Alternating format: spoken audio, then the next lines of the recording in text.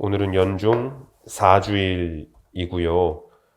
복음에서 예수님께서 회당에서 가르치시고 회당에서 악한 영을, 더러운 영을 내쫓으신 이야기를 우리는 들었습니다.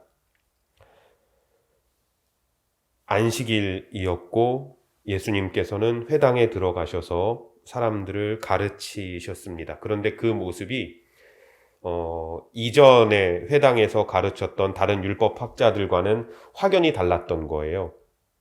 뭐가 달랐냐면 예수님은 말씀하시는 그 한마디 한마디에 큰 힘이 느껴졌던 것 같습니다. 사람들에게.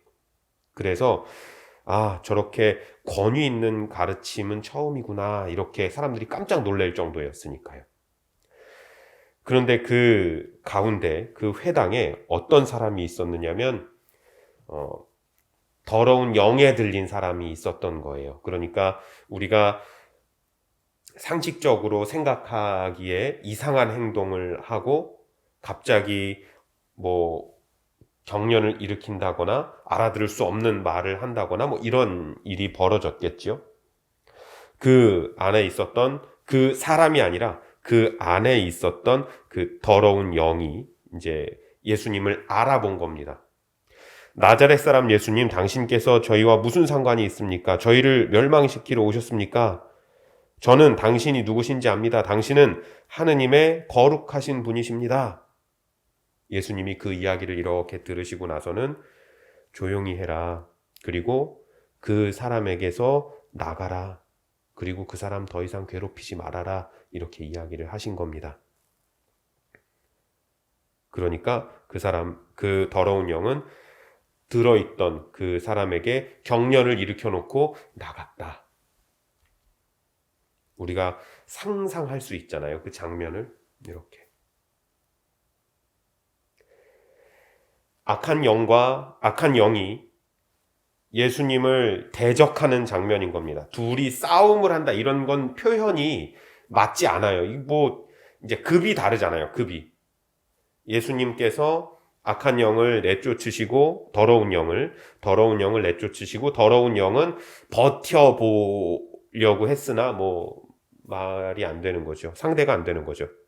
그래서 기껏 그 사람에게 경련만 일으켜 놓고는 예수님의 말씀을 따를 수밖에 없었다. 이런 악한 영의 그 저항은 사실 2000년 전에 회당에서만 있는 것이 아니라 거의 매 순간 우리의 마음속에서도 이루어집니다.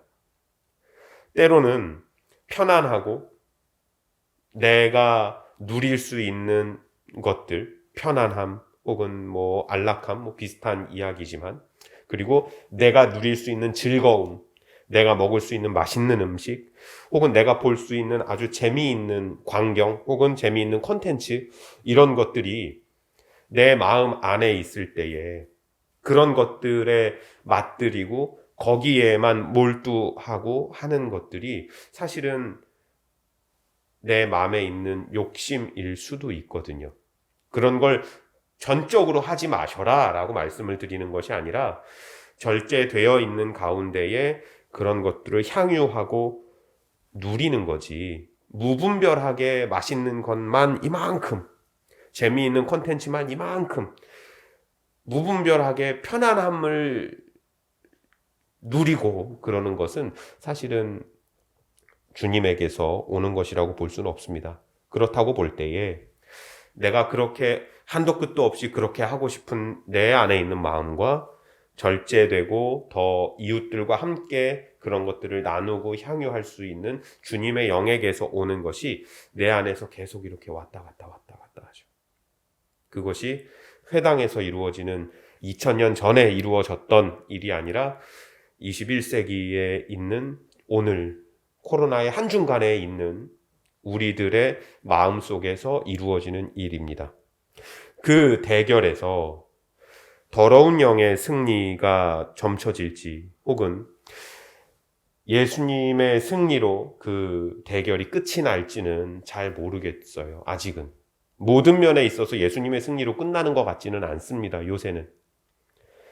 우리는 오늘 미사 봉헌하면서 이 대결에서 예수님의 승리를 위해서 우리가 할 수 있는 일이 뭘까?